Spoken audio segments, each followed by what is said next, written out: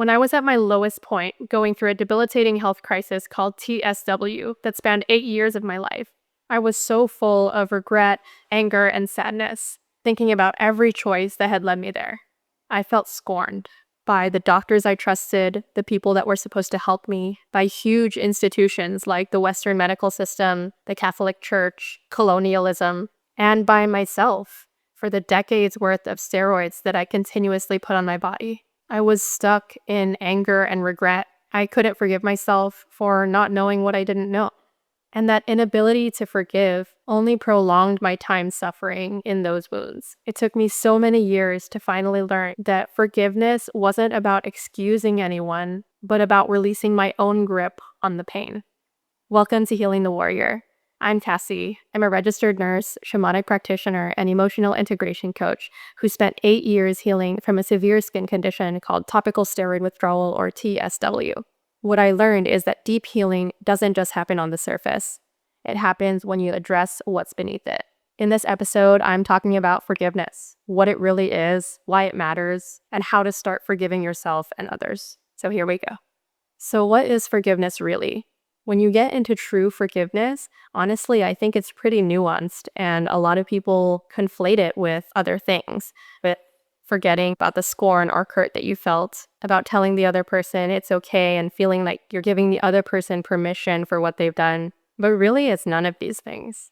Forgiveness is actually letting go of resentment and anger so that you yourself can feel peace. It's not necessarily to excuse the person or thing that you feel did you wrong. It's not about them. It's about you. And that's why it matters. Whatever the situation is, and no matter who was at fault, you are the one that feels anger, resentment, betrayal, hurt.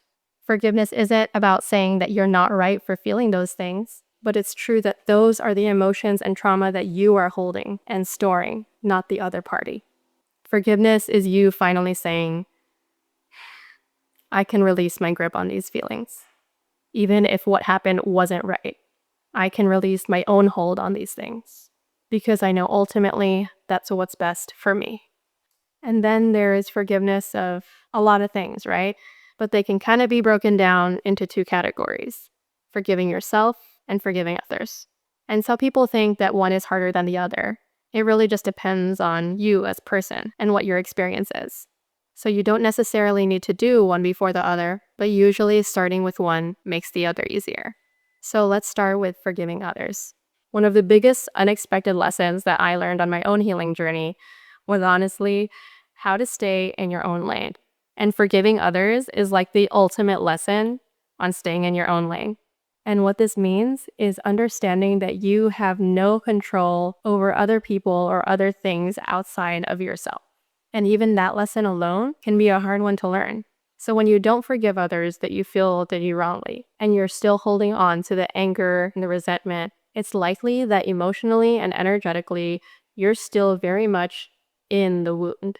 And when you're operating and living your life from inside the wound, you're suffering it rather than experiencing the pain in a neutral way. Forgiveness allows you to step out of the wound and to step further and further from it, one step at a time. This doesn't mean that you're excusing that it happened or that you're forgetting about it. But when you're operating from a place that's outside of it rather than in, you have greater perspective. You're not in the place of suffering anymore. And with each step further from the wound, you don't just gain greater perspective, but more wisdom and lessons that the wound was there to teach you. When you're able to operate and live your life from this place of wisdom rather than suffering, you usually end up in a happier, more content place. And now the other side of the same coin is forgiving yourself. So how do you know if you need to forgive yourself? Here are some examples and signs that you might need to. The biggest and most obvious one is just ruminating and reliving the past. Thinking about what you did wrong, thinking about the decisions that you made that led you to that event or place, rather than learning from it. You might feel a lot of regret about the past and feel things like, I wish I didn't do that, or how could I let that happen? A second sign is that you might be very self-critical. You might have a habit of beating yourself up about past choices or not meeting impossible standards that you set for yourself. Having a habit of just being really hard on yourself is a common and really under-noticed sign that there's room for self-forgiveness. The third sign is that you might feel a lot of shame or guilt, either about doing something or something that happened. And the fourth sign is if you have a habit of continuously making excuses rather than taking responsibility. Like, I didn't do this because XYZ, and then this happened, and then that happened, which all might be true, but the avoiding responsibility exists in those excuses rather than just saying, I didn't do this and I should have. I forgive myself for not doing it. Forgiving yourself happens when you forgive your past self for whatever decisions you made at that time. And one very powerful way that you can start doing this is by having a dialogue with your old self. Here's what that journey to forgiveness looked like for me. So I mentioned before that there's forgiving yourself and forgiving others. And when I was in my healing journey, I wasn't like, oh, let me start with option A. It wasn't clean like that at all.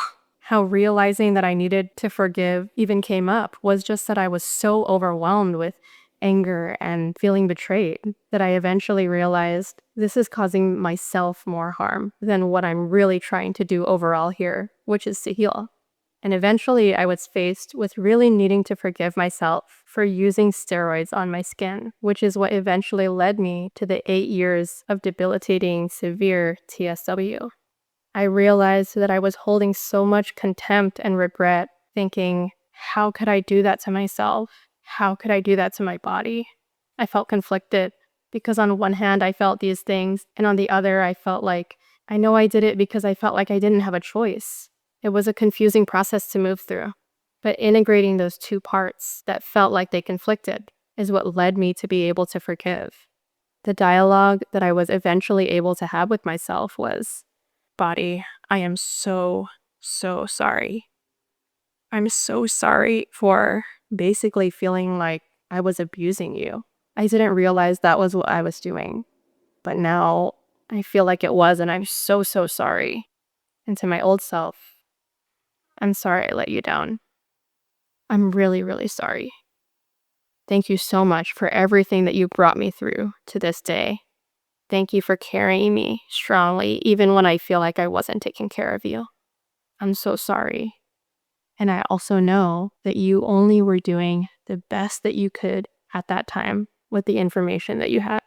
I know that you were making the best decision that you knew how with all the resources that you had at that time. I know that you were just doing your best. I'm so sorry. And I really hope that you can forgive me. Eventually, having conversations like that, really honest, raw conversations like that with myself now and with my old self, I slowly started to release my grip on the resentment and regret that I had held on to for so many years. And even with this dialogue, it wasn't always necessarily a one and done situation. It was something that I had to keep talking about, that I had to continue a practice of. And once I started growing that practice, then I learned how to apply it to a lot of other different things and different avenues in my life, different areas that I felt scorned by. I was able to have a personal inner dialogue with all the doctors that I had gone to, that I felt like were supposed to help me, but that I felt like betrayed me. And I was able to apply this conversation to that situation and remind myself that the Western medical system doesn't train doctors for certain things. And I had to remind myself that that person whose intent really was to help me also was only doing their best with the information that they had at that time. And continuing this practice, cultivating it, making it stronger, created a habit and practice for myself of letting go and ungripping the pain. So much that I was eventually able to apply this to huge institutions like an upbringing in the Catholic Church and the system of colonialism. Those are enormous institutions to find forgiveness for. And that I didn't realize how I was still operating from inside the wound regarding all of these different things and different aspects that affected my life. Once I was able to forgive myself, my life changed. I wasn't living in the wound anymore. I was able to take a step back. And the more I forgave myself and others, the further I got from the wound. And that didn't mean that I forgot about it, but I wasn't suffering it anymore. It's the difference of operating and making your life decisions from the wound versus the wisdom that the wound taught you. When you finally forgive, you're no longer suffering the pain, you're integrating the lessons from it. A lot of people might have fear to forgive because they worry that if they forgive, that means they forget that it happened, or that they're saying it doesn't matter that it happened, which isn't true at all. You don't forget what happened. You just stop being held captive by it. Forgiveness isn't weakness. It's a powerful way to reclaim your own peace and your own power. If you liked this video, please give it a thumbs up to let the algorithm know that it was helpful and so that it can help more people just like you. Be sure to subscribe. I put out new videos every Tuesday. And if you want more right now, I have a free video training on affirmations that actually work. The link is in the description, and I'll see you next time.